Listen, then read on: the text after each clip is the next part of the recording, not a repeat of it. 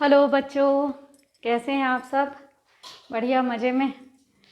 आपका मेरे easy chemistry channel पर स्वागत है।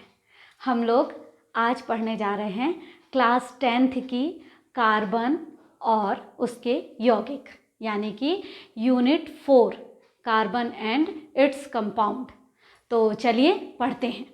देखिए, कार्बन और उसके यौगिक, देखिए कार्बन और उसके यौगिक पढ़ने के लिए पहले हम कुछ जो केमिस्ट्री की बेसिक चीज़ें होती हैं पहले हम उसे समझ लेते हैं, ताकि हमें कार्बन और उसके यौगिक ये जो चैप्टर है वो और आसानी से समझ में आए।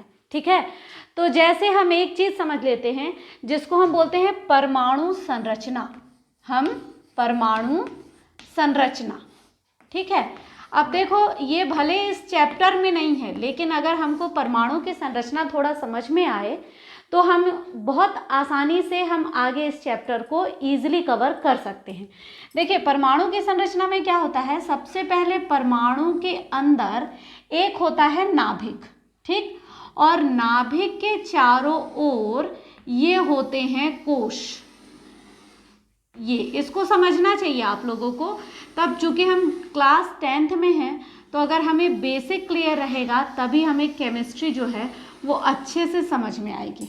ठीक है, ये क्या है, ये परमाणु का ये जो बीच वाला ये ऐसे कर दो, है ना, ये गाढ़ा सा जो है शेडेड पोर्शन, ये है परमाणु का नाभिक।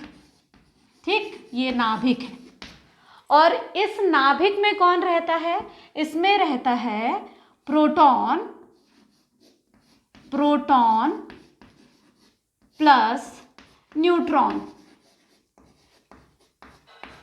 ठीक है, प्रोटॉन और प्लस न्यूट्रॉन रहता है किसमें, परमाणु के नाभिक में। और यही जो है वो परमाणु भार भी कहलाता है ना। और ये है कोश, ये, इसके बाद ये, इसके बाद ये, और ये सब के सब क्या हैं, कोश हैं। ठीक है, कोश, इसी को हम क्या कहते हैं, ऑर्बिट। ऑर्बिट, हम इसे ही कोश या ऑर्बिट कहते हैं। देखिए, और इस कोश में कौन रहता है, इस कोश में रहता है इलेक्ट्रॉन। कौन रहता है, इलेक्ट्रॉन। यानी कि परमाणु के अंदर 3 पार्टिकल्स होते हैं। इलेक्ट्रॉन जो कि कोश में रह रहा है, उसके चारों तरफ जो ये वृत्ताकार जो दिखाई दे रहा है ना, ये है कोश, और इसके अंदर है इलेक्ट्रॉन। और नाभिक, नाभिक के अंदर प्रोटॉन और न्यूट्रॉन। इतनी बात समझ में आई। चलिए अब आगे बढ़ते हैं। अब देखिए, अब ये कोश है, कोश में इलेक्ट्रॉन है, लेकिन इलेक्ट्रॉन ऐसे ही नहीं रहेगा कहीं पर भी। इलेक्ट्रॉन जो कोश में रहता है वो एक विशेष व्यवस्था के तहत, है ना, रहता है, जिसमें किस कोश में कितने इलेक्ट्रॉन रहेगा इसको हम बोर के समीकरण 2n² से निकालते हैं। चलिए, अब हम n बराबर 1, 2, 3, 4, हम डैश डैश डैश कितने भी ले सकते हैं, है ना। तो अब n बराबर 1 यानी अंदर से बाहर का कोश, ये पहला, ये n बराबर 1, ये n बराबर 2, n बराबर 3, n बराबर 4, यानी कि ये n बराबर 1 है, ये n बराबर 2 है, ये n बराबर 3 है, और ये n बराबर 4 है। ठीक है, यानी पहले कोश में देखें तो कितने इलेक्ट्रॉन होंगे, 2 × 1 की घात 2, यानी 1 एकम 1 दूनी 2, यानी अधिकतम 2 इलेक्ट्रॉन होंगे किसमें, पहले कोश में। दूसरे कोश में देखो, दूसरे कोश में यानी ये 2 का घात 2, 2 दूनी 4 और 4 दूनी 8, यानी अधिकतम 8 इलेक्ट्रॉन होंगे। देखो, मैं अधिकतम बोल रही हूँ, कम ऐसा है कि दूसरे कोश में भी 2 इलेक्ट्रॉन हो सकते हैं, लेकिन अधिकतम 8 ही होंगे, 8 से ज़्यादा नहीं हो सकते। तीसरे कोश में देखिए, 2 × 3 की घात 2, तो 3 त्रिका 9, 9 दूनी 18, यानी 18 इलेक्ट्रॉन हो सकते हैं अधिकतम। अब हम चौथे कोष में देखें, यानी 4 का वर्ग, 4 4 जा, है ना, 4 चौको 12 है। अरे यार, 4 चौको 12, 12 दूनी 24। हाँ, कैसा हो गया, 2 गुणित 4 की घात 4, 4 चौको 16 और 16 दूनी 32। ठीक है, 32 इलेक्ट्रॉन हो सकते हैं। यानी पहले कोष में केवल 2 इलेक्ट्रॉन आएगा, दूसरे कोष में 8 इलेक्ट्रॉन रहेंगे, तीसरे कोष में 18 रहेंगे और चौथे कोष में 32 इलेक्ट्रॉन रह सकता है। इस बात को पहले आप समझ लीजिए। ठीक है, इतनी हमने बात समझ ली। अब हम इसके आधार पर हम इलेक्ट्रॉनिक विन्यास लिखते हैं। इसके आधार पर हम क्या लिखते हैं, किसी भी परमाणु का इलेक्ट्रॉनिक विन्यास। ठीक, अब इस इलेक्ट्रॉनिक विन्यास को लिखने के बहुत सारे नियम हैं, लेकिन अभी हम केवल किस पर फोकस कर रहे हैं, एक कोष में, है ना।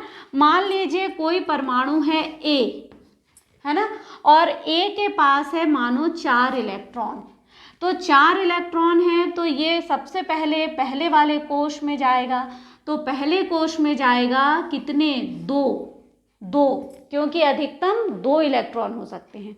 और दूसरे कोष में जाएगा 2, हो गए 4। अब जैसे हम कार्बन की ही बात करें, कार्बन के पास है 6 इलेक्ट्रॉन। ठीक है, तो 6 इलेक्ट्रॉन है, तो पहले कोष में जाएगा 2 और दूसरे कोष में जाएगा 4। ठीक है, 6 इलेक्ट्रॉन एडजस्ट हो गए, क्योंकि दूसरे कोष में अधिकतम 8 इलेक्ट्रॉन होने थे, जिसमें 8 तो नहीं है पर 4 है, तो वो दूसरे कोष में चला गया। और वास्तव में ये जो बाहरी कोष है, ये वाला जो कोष बाहरी, जिसमें हम 4 इलेक्ट्रॉन कह रहे हैं, इसी को कहते हैं हम संयोजकता कोष। संयोजकता कोष। इस संयोजकता कोष के इलेक्ट्रॉन ही बंध बनाने में भाग लेते हैं। एकदम समझ लो बहुत अच्छे से, ये संयोजकता कोष, और इसी के इलेक्ट्रॉन को हम कहते हैं संयोजी इलेक्ट्रॉन। संयोजी इलेक्ट्रॉन। और यही जो है, ये इलेक्ट्रॉन ही कहीं पर भी बंध बनाने में भाग लेता है। ठीक है, ये बेसिक पता होना चाहिए। आप सोचोगे कि ये कार्बन वाले चैप्टर में ये क्यों पढ़ा रहे हैं, लेकिन ये हमें पता होना चाहिए, तभी कोई चैप्टर, ये वाले चैप्टर को हम क्लियर कर सकते हैं। तो हम परमाणु संरचना, परमाणु की संरचना, नाभिक, नाभिक के बाहर कोष, कोष में कितने इलेक्ट्रॉन हो सकते हैं, और इन इलेक्ट्रॉनों की व्यवस्था को ही हम कहते हैं इलेक्ट्रॉनिक विन्यास, और कितने हो सकते हैं ये इस तरह से बांटेंगे। और जो आखिरी कोष, किसी भी परमाणु का आखिरी कोष होता है, उसको बोलते हैं हम संयोजकता कोष, और उसी के इलेक्ट्रॉन जो हैं वो बंध बनाने में भाग लेते हैं। यानी हम कहते हैं ना कि कार्बन की संयोजकता 4 है, तो कार्बन की संयोजकता 4 है से तात्पर्य ये है कि चूंकि इसमें संयोजी कोष में 4 इलेक्ट्रॉन हैं, और ये 4 इलेक्ट्रॉन वो संयोजी इलेक्ट्रॉन कहलाते हैं, जो किसी अन्य परमाणु से या कार्बनी परमाणु से बंध बनाने में भाग ले सकता है। ठीक है, यहाँ तक समझ में आई। अब इसके बाद इससे संबंधित हम कुछ चीज़ें और देख लेते हैं कि हमें क्या क्या समझना चाहिए, तब ये चैप्टर आपको आराम से समझ में आएगा। ठीक है, ये चलिए, अब हमने देखा कि संयोजकता कोष देख लिए, संयोजी इलेक्ट्रॉन देख लिए, ठीक है ना। हाँ, अभी हम परमाणु की संरचना पे ही हैं और धीरे धीरे करके हम कार्बन पर चले आ रहे हैं। देखिए, अब हम फिर से लिखते हैं कार्बन का इलेक्ट्रॉनिक विन्यास 2 और ये 4। ठीक, अब इसके आगे एक और चीज आता है, ये हमने परमाणु संरचना पढ़ी, इसके आगे एक चीज और हमें समझना चाहिए, स्थायी विन्यास। स्थायी विन्यास, या इसी को हम बोलते हैं अष्टक नियम। स्थायी विन्यास या अष्टक नियम। देखिए, ब्रह्मांड में कोई भी तत्व, कोई भी पदार्थ अपने आप को स्थायित्व प्रदान करने की कोशिश कर रहा है। सभी लोग, आप बच्चे भी इतना पढ़ रहे हैं, मेहनत कर रहे हैं, अपने कैरियर के बारे में सोच रहे हैं। क्यों सोच रहे हैं? क्योंकि आप चाहते हैं कि आपकी लाइफ सेटल हो जाए, यानी एक स्टेबिलिटी आ जाए जीवन में, ठीक है ना। तो ये परमाणु भी क्या चाह रहा है? परमाणु भी चाहता है कि वो स्थायित्व, उसके अंदर स्थायित्व आ जाए। इसके लिए क्या करते हैं? इसके लिए ये होता है अष्टक नियम। अष्टक नियम ये कहता है कि प्रत्येक परमाणु अपने आखिरी कोश में, लास्ट ऑर्बिट में कितने 8 इलेक्ट्रॉन प्राप्त करना चाहता है। या जब आप 8 इलेक्ट्रॉन, अभी तो याद रखो अष्टक नियम से 8 इलेक्ट्रॉन, कई बार 8 नहीं भी होते हैं, 2 भी होता है, 18 भी होता है, लेकिन अभी हम इस चैप्टर को पढ़ने के लिए ये याद रखें कि उसकी संयोजकता कोश में वो 8 इलेक्ट्रॉन प्राप्त करना चाहता है। और जैसे ही वो 8 इलेक्ट्रॉन प्राप्त कर लेगा, वह स्थायी विन्यास हो जाएगा उसका, और कार्बन का परमाणु कैसा हो जाएगा? स्टेबल हो जाएगा, स्थायी हो जाएगा। ठीक है, तो हम अष्टक नियम भी समझ गए। यानी अगर हम इस कार्बन की बात करें तो इस कार्बन के संयोजकता कोश में अभी 4 इलेक्ट्रॉन हैं, यानी ये 4 अन्य इलेक्ट्रॉन को ग्रहण करे तब 8 होगा, या तो फिर ये 4 अन्य अपने इलेक्ट्रॉन को त्याग दे तब भी अष्टक पूरा हो जाएगा, क्योंकि कोश में जो है जितने इलेक्ट्रॉन चाहिए थे वह स्टेबल हो जाएंगे। देखिए, पहले कोश में 2 चाहिए थे तो 2 आ जाएगा, दूसरे कोश में 8 चाहिए है तो या तो वो 4 ले तब 8 हो, है ना। पर ये दोनों कंडीशन ऐसी कंडीशन है कि जो कि संभव नहीं हो पाता। क्यों नहीं संभव हो पाता? देखिए, 8 इलेक्ट्रॉन है और 8 और इलेक्ट्रॉन ये अगर लेता है, इलेक्ट्रॉन दोनों के ऊपर ऋण आवेश है, तो प्रतिकर्षण इतना अधिक होगा कि बहुत अधिक मात्रा में ऊर्जा मुक्त होगी। इतनी अधिक ऊर्जा मुक्त होगी कि ये संभव नहीं हो पाएगा। यदि ये त्याग रहा है तो इलेक्ट्रॉन खुद से नहीं त्यागता, उसको इलेक्ट्रॉन निकालने के लिए हमें ऊर्जा देनी पड़ती है, और यदि बहुत अधिक ऊर्जा देंगे तब भी ये पॉसिबल नहीं हो पाएगा। क्यों? क्योंकि ये परमाणु है ही कितना बड़ा, उतनी ऊर्जा देंगे तो वो तो फूट पड़ेगा। इसीलिए क्या होता है कि ये कार्बन इस समस्या को हल कैसे करेगा, वह अपना अष्टक पूरा कैसे करेगा? अष्टक पूर्ण करना है उसे, है ना। तो 2 तरीके थे कि या तो वो 4 इलेक्ट्रॉन ले ले या वो 4 इलेक्ट्रॉन त्याग दे, लेकिन वो पॉसिबल नहीं हो पाता, सामान्य रूप से संभव नहीं है। इस कंडीशन पर ये कार्बन जो है वह 4 अन्य परमाणुओं से, 4 अन्य परमाणु के साथ क्या करता है? 4 अन्य परमाणु के साथ इलेक्ट्रॉन का साझा कर लेता है। इलेक्ट्रॉन का क्या कर लेता है? साझा कर लेता है, शेयर कर लेता है। और जब इलेक्ट्रॉन का साझा करेगा, यानी एक ये परमाणु, एक मान लो परमाणु ए है, एक मान लो परमाणु 2 बी है। अब इसके पास भी कितने इलेक्ट्रॉन हैं? मानो 4 इलेक्ट्रॉन हैं, और इसके पास भी 4 इलेक्ट्रॉन हैं। दोनों को अष्टक पूरा करने के लिए 4-4 इलेक्ट्रॉन की ज़रूरत है। तो ये क्या कर सकते हैं? ये इलेक्ट्रॉन का साझा कर सकते हैं, और साझा करेंगे तो अब इसके पास भी 8 इलेक्ट्रॉन आ जाएगा, इसके पास भी 8 इलेक्ट्रॉन आ जाएगा। इसीलिए जो कार्बन और उसके यौगिक हैं, कार्बन और उसके यौगिक, वो कौन सा बंध बनाते हैं? इलेक्ट्रॉन के साझा से बनने वाले बंध, यानी सहसंयोजक बंध। बात आ गई समझ में? कौन सा बंध बना रहे हैं? सहसंयोजक बंध बना रहे हैं, क्योंकि वह दूसरे परमाणुओं के इलेक्ट्रॉनों से साझा करते हैं, और साझेदारी से बनने वाले बंध को हम सहसंयोजक बंध कहते हैं। ठीक, बात आ गई समझ में? अब हम चलते हैं, देखिए यहाँ अब हम आगे बढ़ते जा रहे हैं। देखो बेसिक कॉन्सेप्ट आपको समझाते जा रहे हैं और इस पे प्रश्न भी आते हैं। जैसे कार्बन और उसके यौगिक है ना, या कार्बनिक यौगिक हमेशा सहसंयोजक बंध ही क्यों बनाता है, तो उसका आंसर यही निकल के आएगा कि उसको अपना अष्टक पूरा करने के लिए 4 अन्य इलेक्ट्रॉनों की आवश्यकता है, जो ना तो वो त्याग सकता है, ना वो 4 इलेक्ट्रॉन ग्रहण कर सकता है। अतः वह अपने अष्टक को पूरा करने के लिए 4 इलेक्ट्रॉन से साझा कर लेता है। ठीक है, इसलिए वह हमेशा साझे से बनने वाले बंध को हम सहसंयोजक बंध कहते हैं। ठीक, यहाँ तक बात आ गई समझ में। अब एक प्रश्न ये भी आता है कि कार्बन परमाणु की संयोजकता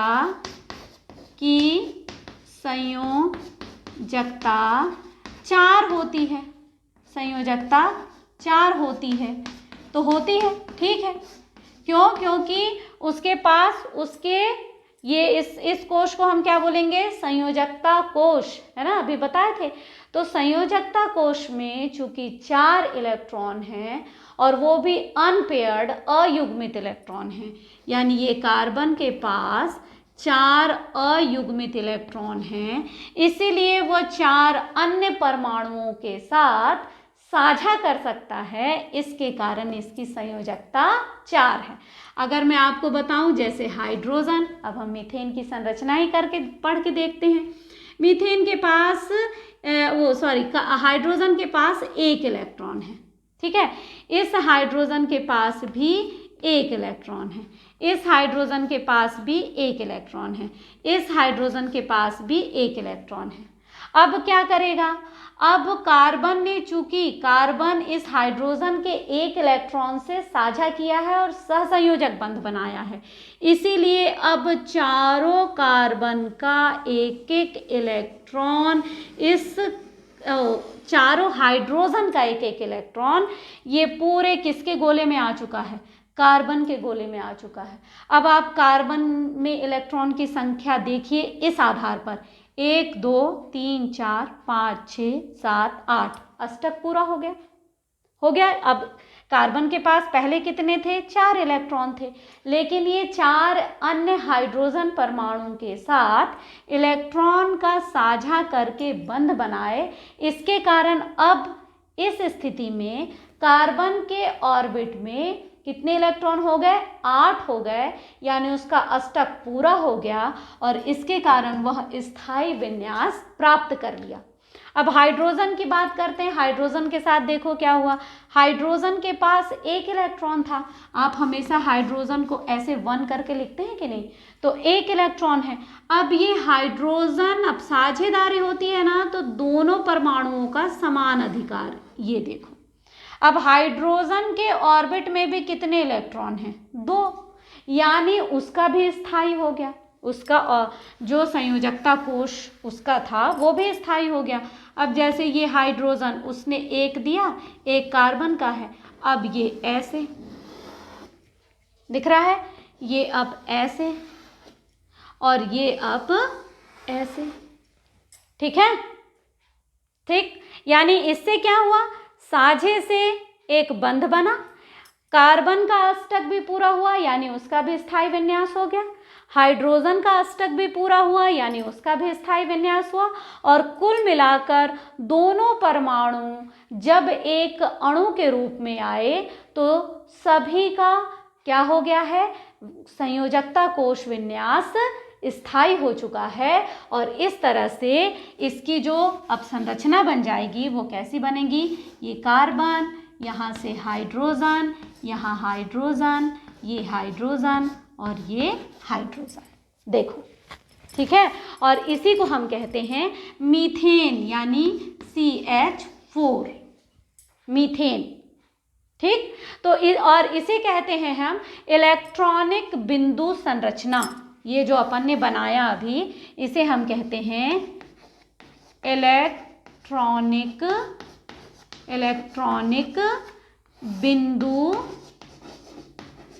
बिंदु संरचना। ये ऐसे बहुतों के, जैसे हमने मीथेन की बना ली, हम बहुत सारे जो यौगिक हैं उसकी हम इलेक्ट्रॉनिक बिंदु संरचना बहुत आराम से बना सकते हैं। जैसे ये मीथेन आपको समझ में आया, तो इसको हम मिटाते हैं और इसी का अगला सदस्य उसकी संरचना बनाने की कोशिश करते हैं। हम बनाते हैं C2H6, यानी ये है इथेन। क्या है ये? इथेन। अब देखिए, ये एक कार्बन के पास 4 इलेक्ट्रॉन, ठीक। ये दूसरा कार्बन के पास भी 4 इलेक्ट्रॉन, ठीक है। 2 कार्बन, दोनों के पास 4 इलेक्ट्रॉन। अब ये सभी कार्बन हाइड्रोजन के एक इलेक्ट्रॉन से बंध बनाएगा। ये देखो, इसको हम एक काम करते हैं, क्रॉस से प्रदर्शित करते हैं, उससे समझ में आएगा कि ये हाइड्रोजन का इलेक्ट्रॉन है।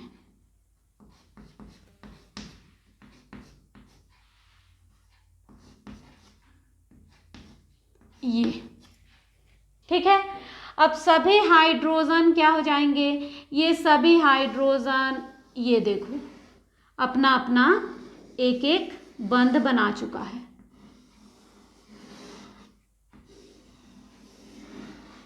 यानी हाइड्रोजन की भी संयोजकता कोश स्थायित्व को प्राप्त हो गया, ठीक। अब इस कार्बन की हम बात करें, पहले नंबर कार्बन की। अब ये क्या करेगा? ये दोनों भी एक दूसरे के साथ एक इलेक्ट्रॉन का साझा कर एक सहसंयोजक बंध बनाएगा। देखिए, अब इस कंडीशन में ये हमने यहाँ से लिया, ये हाइड्रोजन के दोनों, और ये ऐसा, बात आ गई समझ में। अब इसको काउंट करो, इस कार्बन के अष्टक पूरा हुआ कि नहीं? 1 2 3 4 5 6 7 8 अष्टक पूरा हो गया, ठीक है। अब हम ये वाले कार्बन का देखते हैं कि किस तरह से ये आएगा। यहाँ से ये ऐसा, और ये देखिए ये हो गया ये, ठीक है। अब दूसरे कार्बन का भी अष्टक आप देखेंगे, 1 2 3 4 5 6 7 8। तो ये ईथेन का इलेक्ट्रॉनिक बिंदु संरचना हो गई। कठिन तो नहीं लग रहा है? सबसे पहले आपको क्या करना है? दोनों कार्बन बना देना है और दोनों कार्बन की 4 इलेक्ट्रॉन डाल देना है। फिर उसके बाद प्रत्येक, यानी ये तीन इलेक्ट्रॉन से हाइड्रोजन जो है इलेक्ट्रॉन का साझा करेगा और 3 बंध बना देगा। इस तरफ भी वैसे ही 3 हाइड्रोजन, और ये दोनों कार्बन भी एक इलेक्ट्रॉन का साझा करेंगे और बंध बना देंगे। तो अब इसकी संरचना देखिए किस तरह से हो जाएगी। ये कार्बन, और यहाँ पर ये H, यहाँ H, ये H, और ये H, और ये H। और ये जो सभी बंध बने हैं, ये बंध है, ये बंध है, ये बंध है, ये बंध है, ये सब कौन सा बंध बना है? सहसंयोजक बंध। क्यों है ये सहसंयोजक बंध? क्योंकि इन सब परमाणुओं ने एक इलेक्ट्रॉन का साझा करके बंध बनाए हैं, इसीलिए ये सहसंयोजक बंध होंगे, ठीक। अब हमने इथेन का बना लिए। अब देखो, आप लोग इसको नोट करते जाओ, जो मैं बोलती हूँ वो भी लिखते जाओ, है ना। ऐसा नहीं कि केवल बोर्ड का ही अपने को उतारना है। जो मैं बोलती जा रही हूँ वो अपने नोट्स बनाते जाइए और लिखते जाइए अपनी कॉपी में, ठीक। अब हम जैसे N2 का भी बना सकते हैं, ऐसे ही हम O2 का भी बना सकते हैं, O2 का बना सकते हैं। तो देखो N2, अब अगर हम N2 की बात करें तो सबसे पहले आपको परमाणु क्रमांक जरूर याद होना चाहिए। तो N2 का परमाणु क्रमांक है 7। ये बटा, हम इलेक्ट्रॉनिक विन्यास लिखेंगे। देखो, इसलिए मैंने आपको सबसे शुरू में ही इलेक्ट्रॉनिक विन्यास किस आधार पर लिखते हैं वो बता दिया, क्योंकि बिना उसके हमें जो है आगे बनेगा नहीं, हम कितना याद करेंगे, है ना। तो अब पहले कोश में 2, अब कितना बचा हुआ है? 5, इसलिए दूसरे कोश में 5, ठीक। अब हमको इस 2 से मतलब नहीं है क्योंकि ये संयोजकता कोश नहीं है, संयोजकता कोश ये 5 है। इसलिए हम नाइट्रोजन की क्या करेंगे, नाइट्रोजन, और हम क्या कर देंगे 1 2 और ये 3, ठीक। और यहाँ पर भी ये नाइट्रोजन का आएगा 1 2 और ये 3, ठीक है। और साथ में इसके 2 इलेक्ट्रॉन और होगा, ये ऐसा और ये ऐसा। मगर ये अभी आपको और जब इलेक्ट्रॉनिक विन्यास आप पढ़ोगे तब पता चलेगा कि ये जो 5 है ना, ये 5 भी बटे होते हैं कैसे, ये बटे होते हैं 1s2, यानी हम कोश के अंदर उपकोश भी पढ़ेंगे, है ना। 1s2, फिर 2p3। तो ये चूंकि अब ये देखो, ये आप अभी और जब हायर क्लास में चलेंगे तब ये पूरा आप बहुत अच्छे से समझेंगे। यहाँ पर मैं आपको थोड़ा सा समझा दे रही हूँ कि दूसरे कोश में s और p ऑर्बिटल होता है, उपकोश। s में अधिकतम 2 इलेक्ट्रॉन और p में अधिकतम 6 इलेक्ट्रॉन। हम बार बार अधिकतम की बात करते हैं, है ना। तो अब इस तरह से ये तीसरा, ये 3 इलेक्ट्रॉन जो कि बंध बनाने में भाग लेगा, और ये चूंकि जोड़े के रूप में है तो ये बंध बनाने में भाग नहीं लेगा। लेकिन अब देखिए हम इसकी इलेक्ट्रॉनिक बिंदु संरचना बनाते हैं। अब देखो 1 2 3 4 5 6 7 8 अष्टक पूरा हो गया। यहाँ पर भी हम इस नाइट्रोजन परमाणु की भी देखें तो ये अब 1 2 3 4 5 6 7 8, यानी कि दोनों के अष्टक पूरे हो गए, दोनों परमाणु का। यानी नाइट्रोजन जो है ये एक एक इलेक्ट्रॉन का साझा किया कितने बार, 3 बार। तो नाइट्रोजन जो है वो एक दूसरे के साथ 3 बंध से, 3 सहसंयोजक बंध से जुड़ा रहता है। वैसे आप बनाओ ऑक्सीजन, ऑक्सीजन क्या हो जाएगा 2 और 4। एक ऑक्सीजन का कितना होता है, एक ऑक्सीजन का होता है परमाणु क्रमांक 8। तो हम इसको ऐसे बना लेंगे। अब देखिए ये तो भाग लेगा ही नहीं, ये संयोजकता कोश नहीं है, ये है संयोजकता कोश। तो उसका भी हम विन्यास लिखना चाहते हैं तो हम कैसे लिखेंगे, 2s2 और 2p, 2 घटा दो तो 2, ठीक है। तो ये हो गया आपका, देखिए 2 नहीं सॉरी ये 6 होगा, सॉरी। अब ये बना, यहाँ पर आप देखो ये हो जाएगा 2s2 एंड 2p4, ठीक है। अब ये गलत हो गया था, है ना। तो अब देखें हम, अब ये चूंकि जोड़े में है इसलिए ये बंध नहीं बनाएगा। P जो है वो जोड़े में नहीं है तो इसलिए वो बंध बनाएगा, है ना। तो अब देखिए ये ऑक्सीजन और ये ऑक्सीजन, इसके पास 2 इलेक्ट्रॉन युग्म है जो कि जोड़े में रहता है। इसके पास ये 2 इलेक्ट्रॉन युग्म है जो कि जोड़े में रहते हैं, और 2 जो हैं वो जोड़े में नहीं रहते। वही इलेक्ट्रॉन आपस में साझेदारी करके सहसंयोजक बंध बनाएगा। तो ये यहाँ से ये ऐसा, अब देखो 2 2 4 2 6 2 8, अब यहाँ से भी ये ऐसा 2 2 4 2 6 2 8, यानी अष्टक पूरा हो गया। और इसने बनाया कितने, 2 सहसंयोजी बंध बनाया, इसलिए ऑक्सीजन डबल बॉन्ड ऑक्सीजन, ठीक है। तो ये हो गई आपकी इलेक्ट्रॉनिक बिंदु संरचना। तो आज हम इतना ही पढ़ेंगे।